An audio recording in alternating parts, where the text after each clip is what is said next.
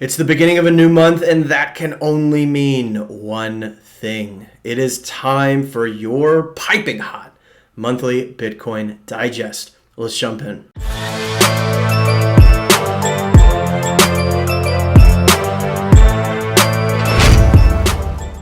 Welcome back to another video. My name is Ian Major. I'm an entrepreneur, Bitcoin pleb, and all-around raging capitalist. And I'm excited for this monthly edition because we've got some really interesting things to talk about. For one, we're going to look at some of the very interesting emerging dynamics in the kind of macroeconomic background. We're going to talk about what stablecoins have to do with Bitcoin.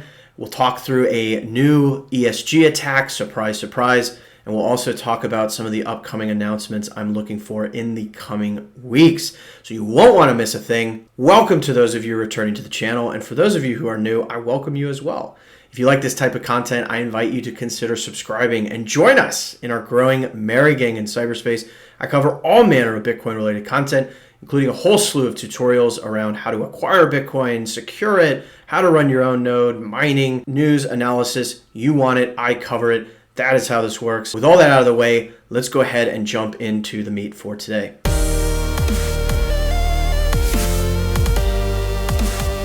All right, so I want to start with some of the recent price action. Those of you who have watched these digests in the past know that this is not my kind of immediate fixation, but I think it's interesting to understand the different dynamics because it gives you a better understanding of what is happening and why, and ultimately that helps build conviction for the long run. And so, of course, Bitcoin has had a pretty darn good couple of weeks. I think the low for March was somewhere around 37,000-ish.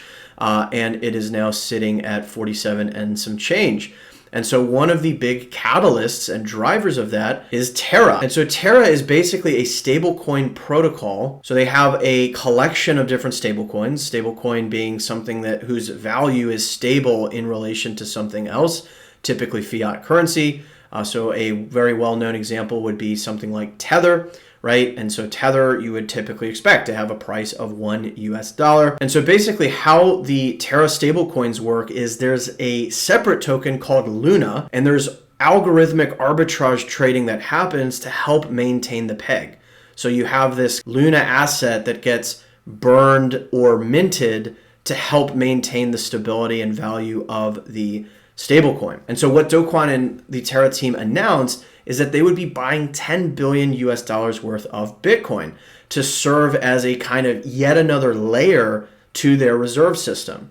And the logic here is very similar to like, why would a company or a nation state or any other entity want to have Bitcoin on its balance sheet as a reserve asset? It's the same sort of thought process.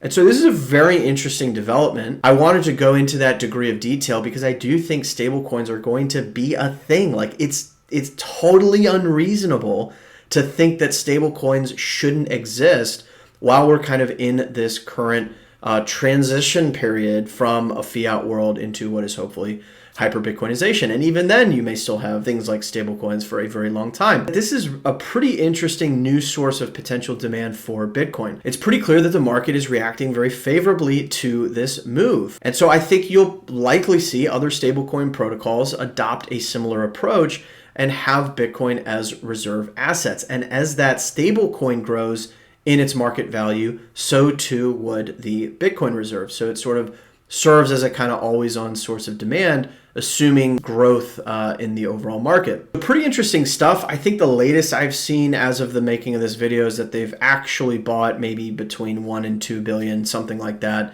So there's a long way to go. These are big trades, right? Like these do move the market via dislodging short sellers who are then forced into a liquidation event, and you have these big kind of, price spikes up. So it'll be interesting to see, but I wanted to cover that because I do think it's a very interesting kind of new dynamic within the market. Now, with all of that, let's switch gears quite a bit to the kind of macroeconomic backdrop. And this has gotten more and more interesting as each day has gone on through the course of March. Recall that a couple weeks ago, the Fed went forward with increasing the Fed funds rate by 25 basis points. So, take that inflation, right, is the meme I've been seeing. So, they had to kind of save face and go forward with it. Markets clearly did not really like that in general. And that was, that was this modest little move. They're promising, 6, 7, 8, right? However many rate hikes this year. And so it really makes you wonder if any of that is going to unfold. But then things got, really interesting, obviously with the Russia and Ukraine conflict. I did a whole video just a couple weeks ago on how this could start to really dislodge the petrodollar system that we've known and that has been the monetary system we've lived in since really 1974. And so check that video out for more. But some of the latest news we're seeing further supports some of the hypotheses we talked about in that other video. And so the big incremental news to the making of that video a few weeks ago is that Russia has now said, so the Russian government is now offering a fixed amount of rubles for gold.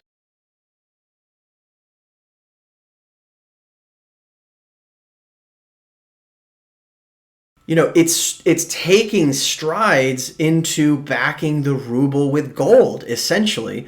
Now, a lot of people have pointed out that, you still can't redeem your rubles and receive gold in exchange, and that is certainly true. But I don't think that is really the point here. The equivalency that they're making between gold and oil via this linkage is the really big point. For an excellent rundown of all of this, which includes a really great recap of kind of the monetary system, how we got here, etc., I'm going to link this source here in the description down below from renaissancemen.org. And Nate does a lot of good stuff around gold and the monetary system and different things like that. So I encourage, it's a meaty read, but I think it is well worth it. And you'll see kind of what I'm talking about. At one point, there was some news swirling around Bitcoin Twitter suggesting that perhaps some minister figure also uttered the word Bitcoin. But watching some of that back, I'm not so sure. I think he kind of said it in the context of, whatever it is, gold, Bitcoin, I don't care, that kind of a statement. Interesting nonetheless. But in summary, the implications of this move is, again, just yet another sort of blow to the existing status quo that is the US dollar as a reserve currency for the world. And that is further emphasized by what Luke highlights here. So from the U.S. Trade Representative Tai, the U.S. needs to rebuild its industrial manufacturing base. We've been, hearing this for some time, after it became very clear that our highly efficient yet fragile supply chains just are not going to do. The U.S. is still highly reliant on what it deems to be hostile, territories like China. And as Luke points out, this just can't happen. Reshoring the manufacturing base simply cannot happen with the status quo. The central core feature of the current monetary system is that the U.S. exports dollars for the world to use to settle trade, and especially energy trade and energy pricing.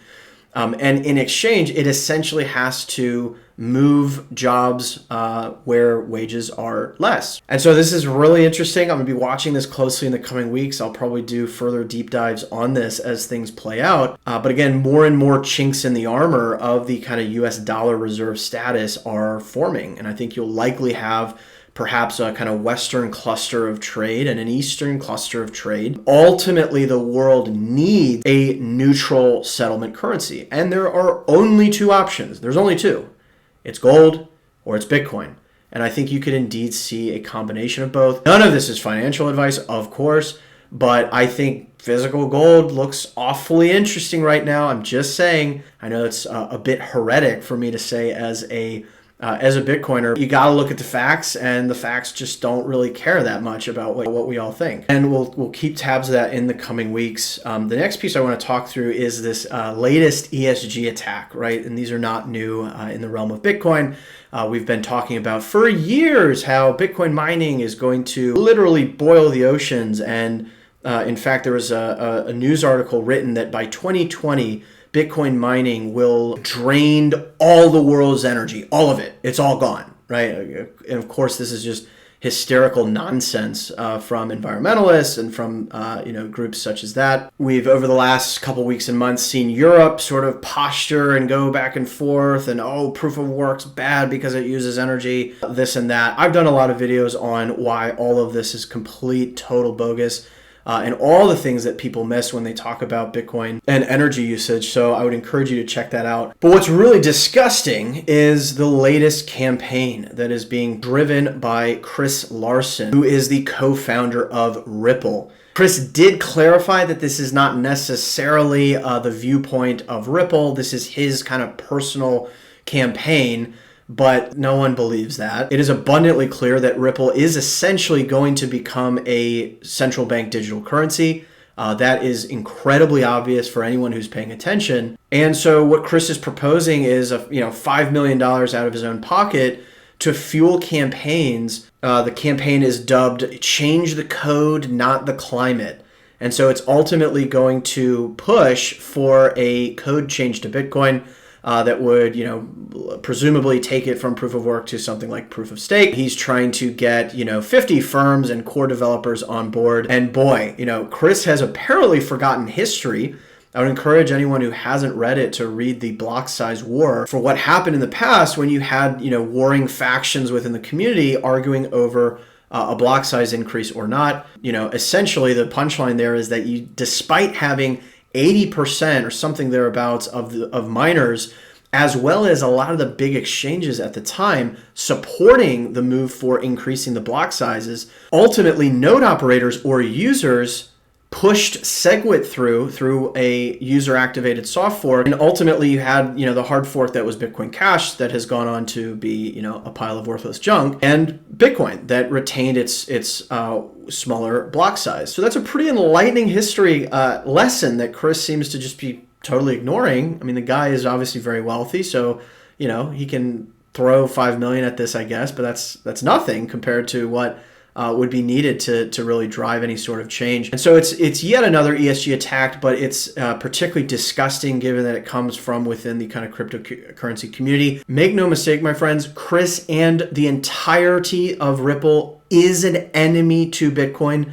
There is no other way to put it. And so if you hold Ripple, are you lost? I'm not sure, what you're doing watching this channel. But you are actively an enemy of Bitcoin, and there's no other way to put it. So have fun, Chris. Have fun with all of that. I wish you the best of luck. You are definitely going to need it. And then lastly, kind of last in closing thought, we've obviously got the Bitcoin conference coming up in Miami next week. Any of you are going to be there, let me know. I'm going to be there all week. It'd be fun to meet up with some of you. Be sure, even if you're not going, right? I mean, stack those sats instead. I totally understand that. Tune in either way because there's going to be the very exciting announcement and release of the Impervious AI browser. I've done a whole video on Impervious AI and how it's sort of building apps on top of the Lightning Network. Super fascinating stuff. Check it out. And the browser that's coming out is essentially a bundle of the different Impervious AI APIs.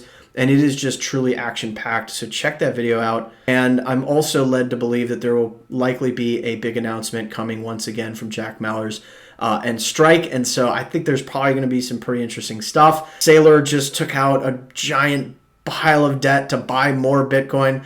Does he know something we don't know? Who knows? But I think we'll see some pretty interesting stuff next week. With all that out of the way, let's go ahead and close this video out.